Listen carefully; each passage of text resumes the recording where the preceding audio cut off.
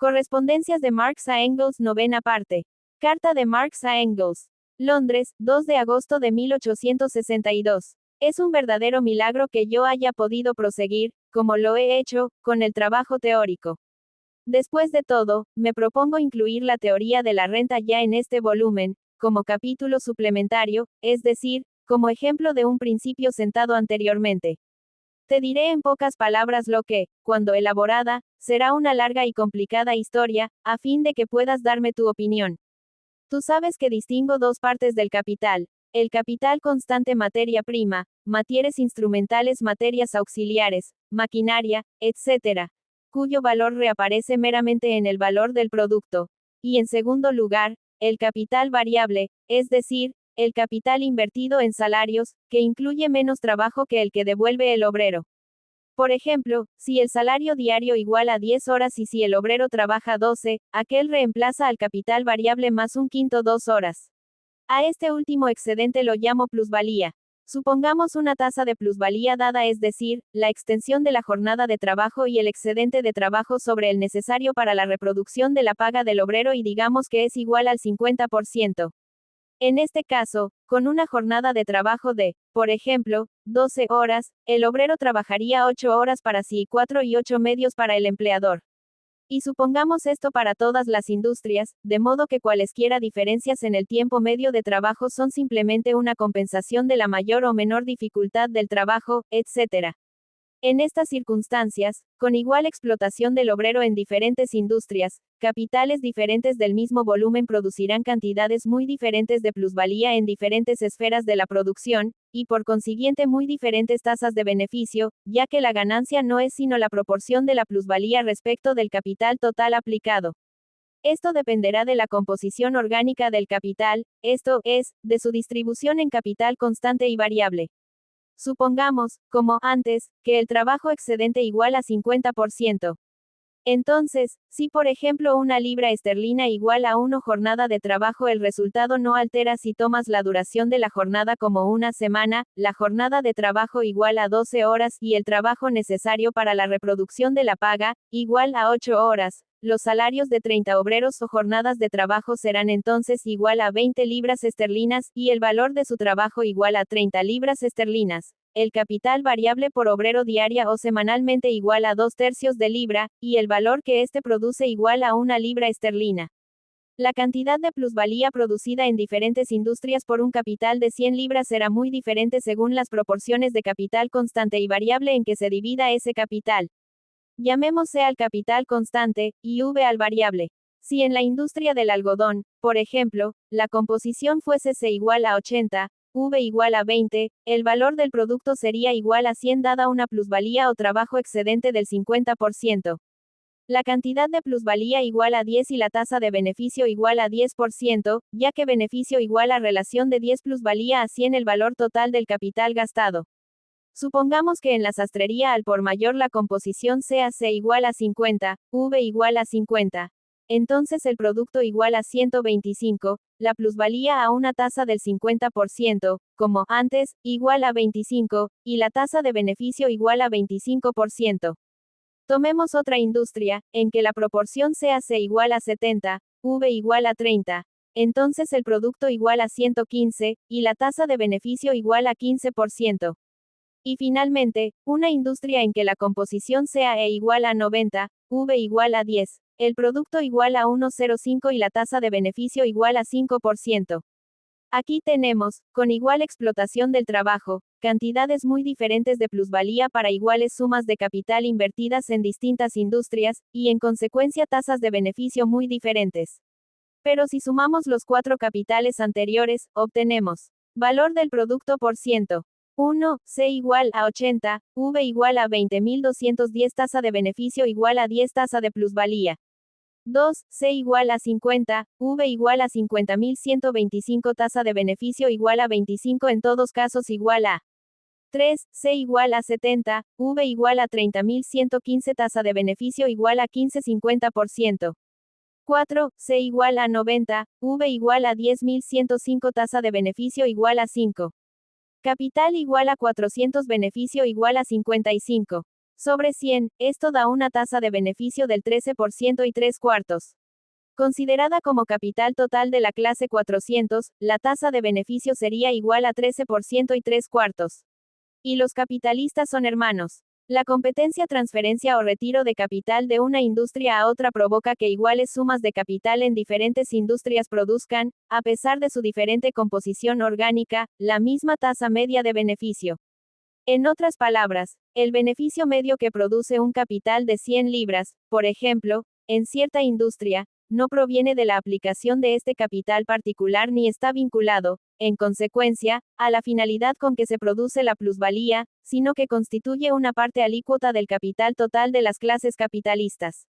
Es una participación en la cual se pagan los dividendos en proporción a su volumen, mediante la totalidad de la plusvalía o trabajo no pagado que produce el capital variable total invertido en salarios de la clase.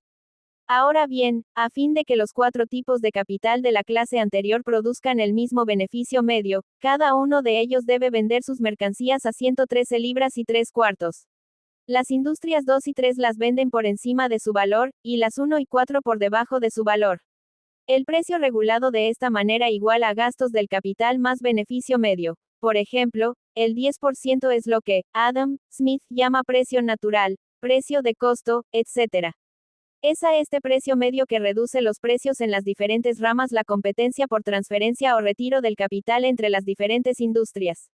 Por consiguiente, la competencia no reduce a las mercancías a su valor, sino a su precio de costo, que es superior, inferior, o igual a su valor, según la composición orgánica de los respectivos capitales.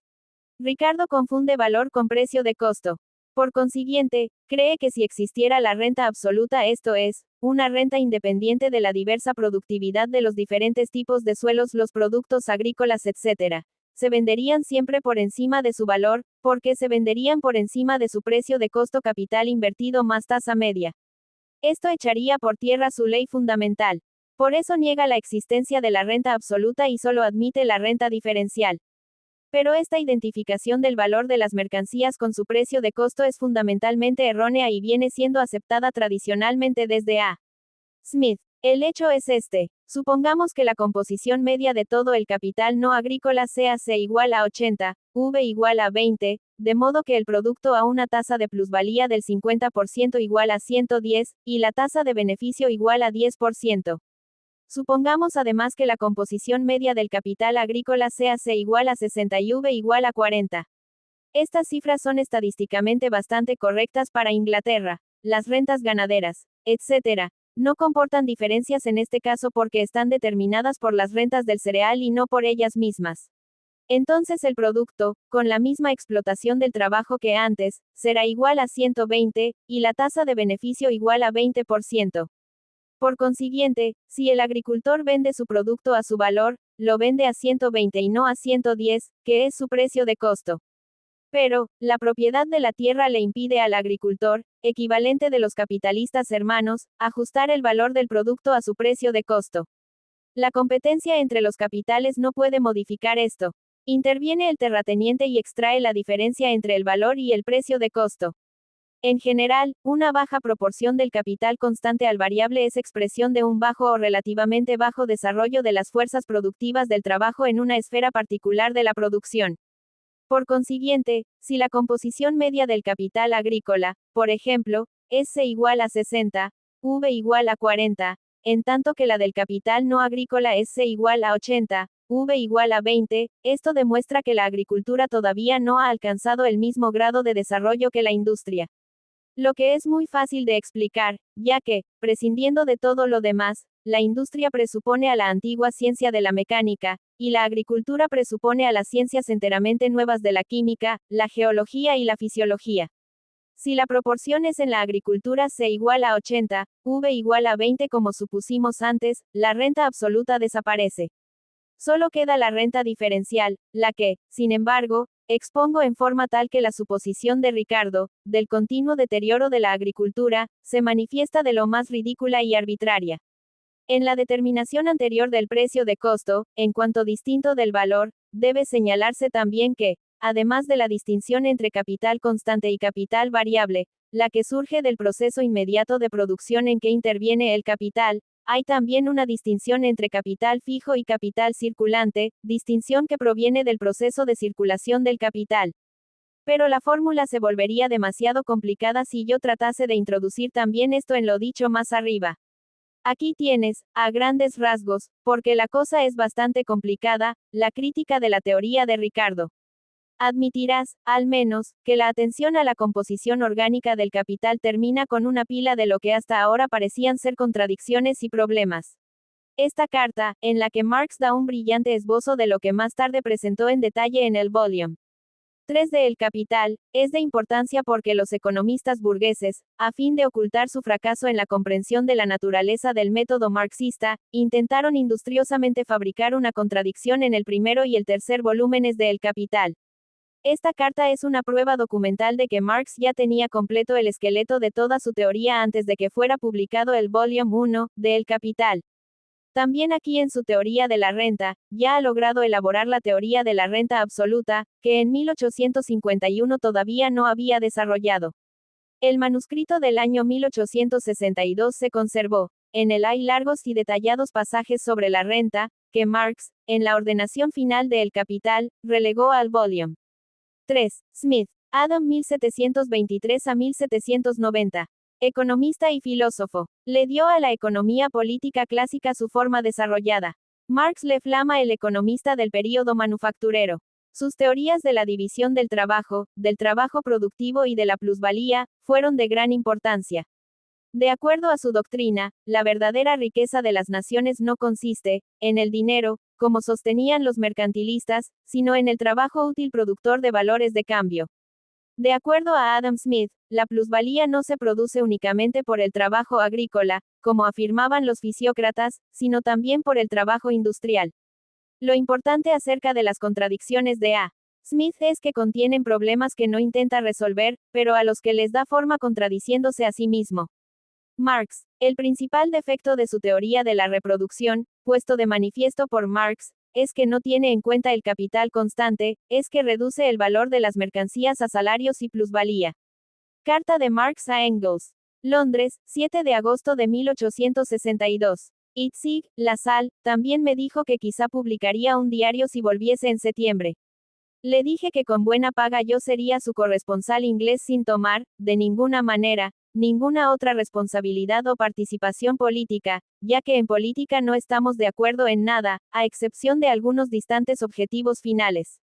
No participo por entero de tus opiniones sobre la guerra civil norteamericana. No creo que todo esté terminado.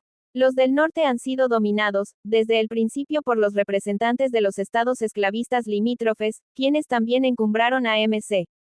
Cleland, ese viejo partidario de Breckinridge. En cambio, los del sur actuaron desde un principio como un solo hombre.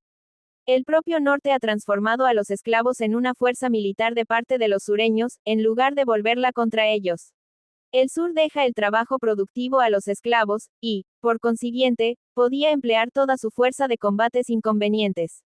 El sur tenía una dirección militar unificada, el norte no. Que no existía plan estratégico, se evidenció ya en todas las maniobras del ejército de Kentucky después de la conquista de Tennessee. En mi opinión, todo esto tomará otro giro. Al final el norte hará la guerra en serio, adoptará métodos revolucionarios y derrocará el dominio de los estadistas de las regiones esclavistas limítrofes. Un solo regimiento de morenos tendría un notable efecto sobre los nervios de los sureños. La dificultad de conseguir los 300.000 hombres me parece puramente política. El noroeste y la Nueva Inglaterra desean obligar al gobierno, y lo obligarán, a abandonar el método diplomático de conducir la guerra que ha empleado hasta ahora, y están estipulando las condiciones en las cuales serán puestos en pie de guerra los 300.000 hombres.